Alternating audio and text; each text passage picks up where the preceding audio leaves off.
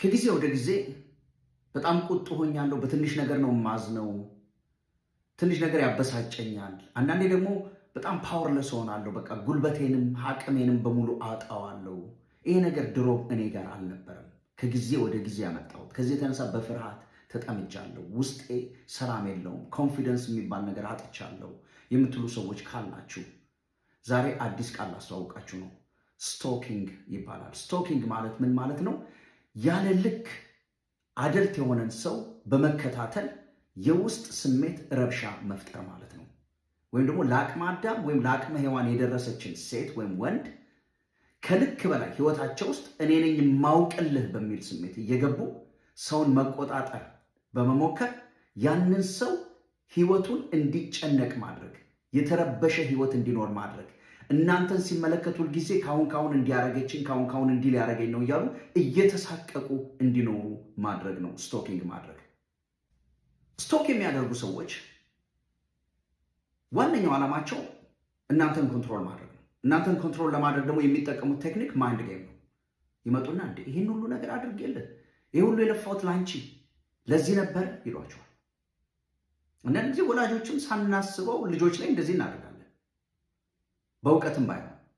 ነገር ግን ይሄ ማይንድ ጌም ኮንትሮል ለማድረግ ሰዎችን ይሄንን እኮ ያደረኩልህ ለዚህ ነበረ፣ ዛሬ እንዴት ታደርገኛለህ ይሏቸዋል። ወይ በጣም ደግሞ አደገኛው ምን መሰላችሁ? በህይወታችሁ ላይ ይሁን በእነሱ ህይወት ላይ ለተፈጠረ ችግር በሙሉ እንደዚህ እኮ ስላደረግክ ነው አንተ ይሄ እንደዚህ ሆነ፣ አንቺ እኮ እንዲህ ባታደርጊ ኖሮ ይሄ አይፈጠርም ነበር እያሉ የወንጀለኝነት ስሜት ውስጣችሁ እንዲፈጠር ማድረግ ነው። ስቶክ የሚያደርጉ ሰዎች ደግሞ ሌላኛው መለያቸው በፍጹም ባውንደሪያችሁን አያከብሩ።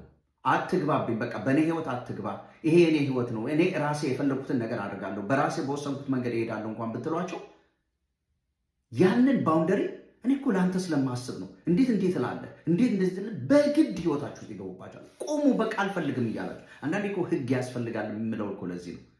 አትግባብኝ በእኔ ህይወት እያላችኋቸው በግድ ይገቡባቸዋል።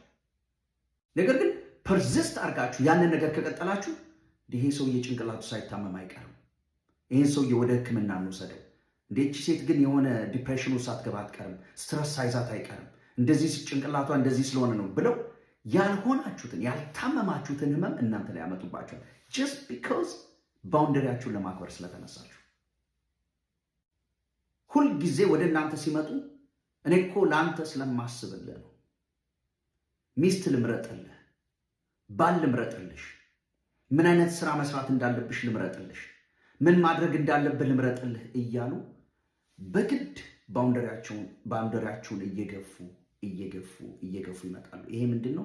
ኢሞሽናሊ ኮንትሮል ለማድረግ ነው። እናንተ ራሳችሁን መቆጣጠርና እኔ እኮ አደልት ነኝ፣ የራሴን ህይወት ራሴ መወሰን እችላለሁ ብላችሁ በራሳችሁ ውሳኔ ፐርዚስት አድርጋችሁ ስትቀመጡ ምንድን ያደርጉት ታውቃላችሁ?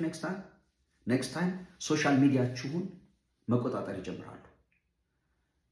የውሸት ስም ፈጥረው አካውንት ፈጥረው በውስጥ ሊያነጋግሯችሁ ይሞክራሉ። ስለ እናንተ በስተጀርባ ማጥናት ይጀምራሉ። ከማጋ ነው የምትውለው፣ ከማጋ ነው የሚውለው፣ ምን በላ፣ ምን ጠጣ፣ ምን አስቧል እያሉ ስለ እናንተ ሌት ተቀን መቆፈር ይጀምራሉ።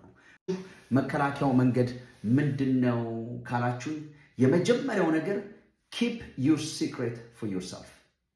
በፍጹም ልታደርጉት ያሰባችሁትን ልትሰሩት ያሰባችሁትን ያቀዳችሁትን ነገር ለእንደነዚህ አይነት ሰዎች ሼር እንዳታደርጉ። የነዚህ ሰዎች ፓወር እናንተ ጋር ያለው ኖሌጅ ወይም ኢንፎርሜሽን ወደ እነሱ ጆሮ መግባቱ ላይ ነው። መልካም ቀን ይሁንላችሁ።